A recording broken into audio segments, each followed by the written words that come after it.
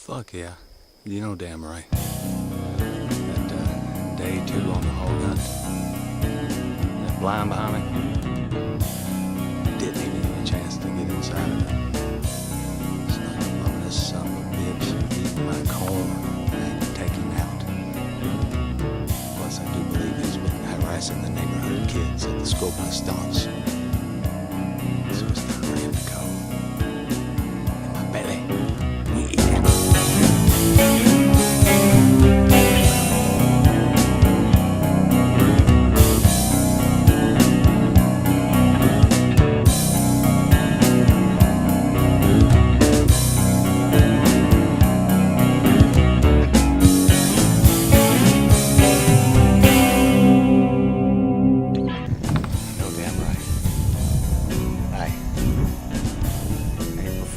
Jack.